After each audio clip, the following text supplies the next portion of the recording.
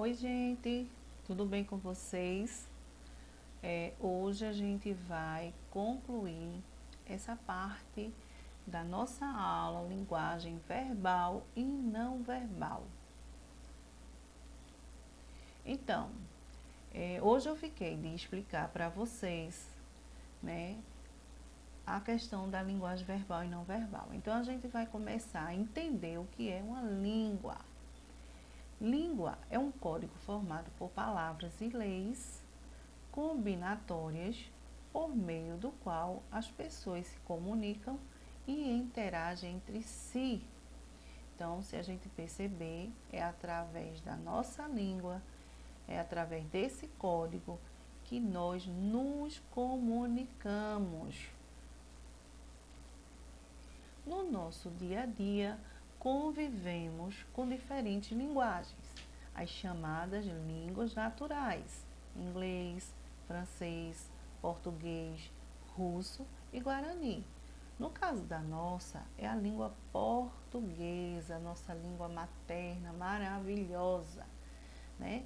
E é através de outras linguagens como a pintura, a dança, a música, também os sistemas gestuais, né? Que a gente falou na nossa aula, em sala de aula presencial, sobre esses sistemas também, que é a linguagem de Libras, né? Os sinais que as pessoas, né, que têm essa deficiência se comunicam, que conseguem se comunicar com as outras pessoas. E também os sistemas particulares, né, de signos, logotipos e quadrinhos. Né? A gente vê muitos quadrinhos, tirinhas, e através dessas tirinhas, desses logotipos, também há uma comunicação. Você sabia os tipos de linguagem que existem? Teatro, cinema, trânsito, charge, fotografia e desenho, pintura. Através dessas linguagens, como o teatro, além de pode ser não verbal e verbal. O cinema, né? O cinema ele inspira, ele traz emoções. A fotografia e desenho também, aquela fotografia que a gente tira, fica ali registrada, né? Tudo que a gente sente. A pintura também, através da pintura, é uma linguagem que traz uma emoção muito grande. O trânsito são as leis de trânsito que a gente já viu e a gente só está dando aqui uma recapitulada naquilo que a gente já viu em sala de aula para a gente entender um pouco sobre as linguagens. E aí, dentro da nossa língua, existe uma variação, né? E uma forma de falar, de diferentes formas de falas.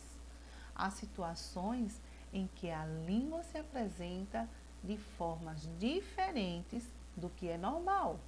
Alguns fatores que favorecem essas variações são a região geográfica.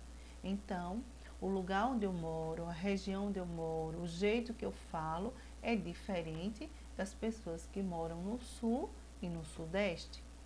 O sexo, né? A forma como se fala, o feminino tem sua fala, tem seu jeito de falar, o masculino também. Também a questão da idade, né? Do jeito que meus avós falavam, eu não falo. Do jeito que eu falo e minha geração fala, vocês falam diferente. E também a classe social, né? Do jeito que a gente fala aqui, numa comunidade, no campo, em outras situações, existem pessoas que têm classe social diferente e fala diferente. E a questão dos profissionais? Os profissionais, por exemplo, aqueles que estudam direito, estão estudando para advogado, advogada, eles utilizam uma linguagem própria. Os médicos, né? Muitas vezes a gente não entende a linguagem dos médicos, mas eles se entendem. Então, existe o grau de formalidade do contexto. Significa que existem várias falas diferentes e formas de falar, que é normal. E aí, esse exemplo de variação, né? Como eu falei, na região, né, os gaúchos no Rio Grande do Sul, eles falam, na minha terra só tem macho, né? O mineiro já diz, olha, na minha terra a metade é macho, metade é fêmea e nós tá achando é bom demais. Então, o jeito de falar, né, de pronunciar a linguagem, mas há uma comunicação. Eles conseguem interagir, cada um do seu jeito de falar. Já com a idade, né, aí está mostrando um jovem e uma pessoa de terceira idade que fala assim, de que raça? Ele diz, a velhinha é uma gata. Foram? Eu mandei ver. É que condução atrasou, né? O ônibus atrasou, ele demorou. O quê? Levou uma bolada? Tô bolado. Hoje em dia não saco nada mesmo. Mas quando eu era jovem, sacava muito bem no vôlei e no tênis também. E aí ele diz, pô, vô, tu não saca nada.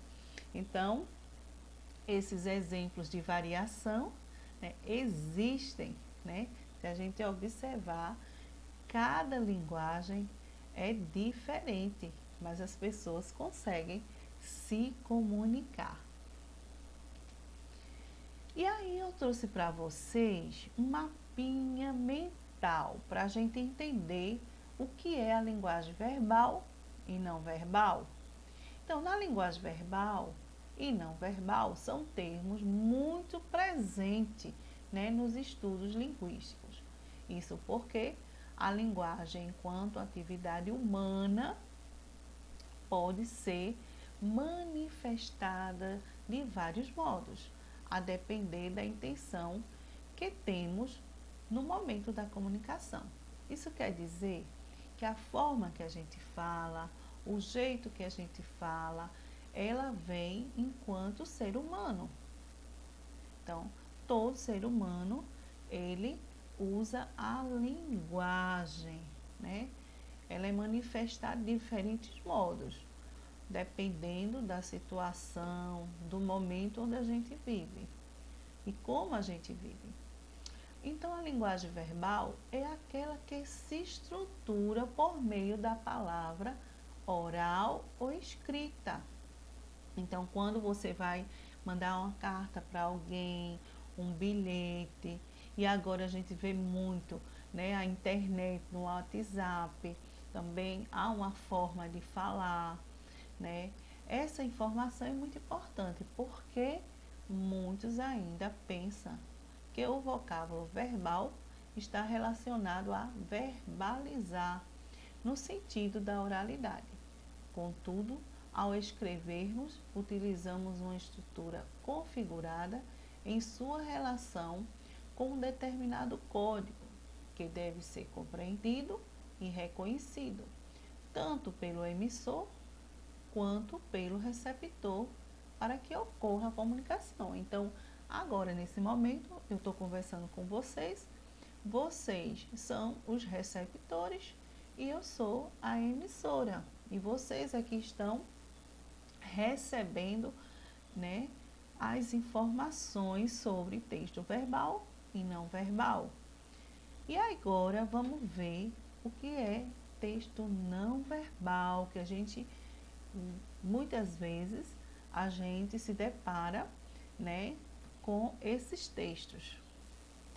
O ser humano tem necessidade de comunicar-se. É por meio desse processo que nos construímos socialmente. Olha aí, às vezes tem pessoas que são super tímidas, que não gostam de falar, mas não é porque elas não saibam falar, né?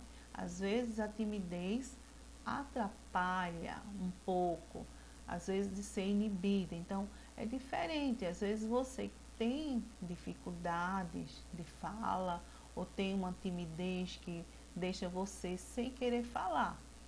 Mas é importante que a gente se comunique, que a gente fale, que a gente interaja, porque aí é dessa forma que a gente se constrói socialmente, é dessa forma que a gente aprende um com o outro, né? Se eu escuto vocês, como é que eu vou fazer um trabalho, como é que eu vou entender vocês?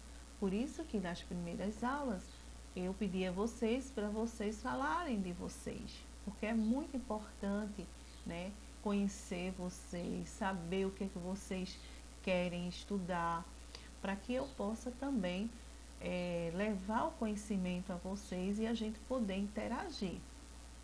Então, nesse sentido,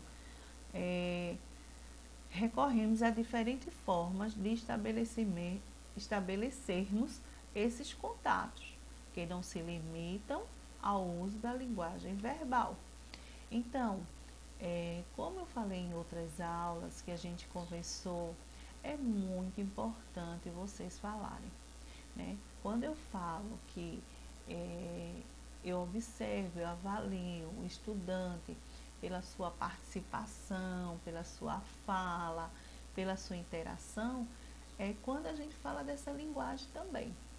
Quando eu pedi a vocês, para vocês escreverem sobre vocês, falar o que vocês gostam, isso é uma forma da gente se comunicar. O nosso corpo, as nossas expressões faciais, o nosso próprio silêncio, às vezes constrói mais sentido do que uma fala, né? Muitas vezes as pessoas não falam, mas o silêncio, muitas vezes, falam muito, né?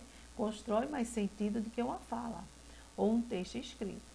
Basta nos lembrar daquele olhar, né? Quando a mãe fala, ou às vezes só olha, repreende a gente já sabe que ela não está gostando de determinadas coisas. Então, essa forma de ser, né, a linguagem, onde a gente mora, o que a gente faz, diz muito, as nossas escolhas. Então, traz muito para o texto verbal e não verbal, tá certo? E aí, para a gente entender um pouco sobre isso, a gente na próxima aula vai fazer alguns exercícios, alguns jogos, algumas atividades que eu vou trazer para vocês entenderem melhor. E aí eu concluo com esse poema, que é de Braulio Bessa, que fala muito de esperança. A gente está num momento muito difícil, né? Todo mundo está passando por um momento difícil, né?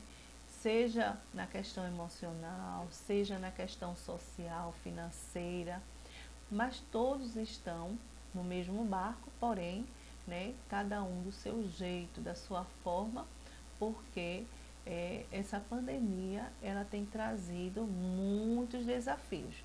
E um desafio nosso que eu quero trazer para a mensagem, né, para vocês é: não percam a esperança. E quando o Braulio Bessa traz, ele diz, quando falta de esperança resolver lhe açoitar, né, eu vou repetir.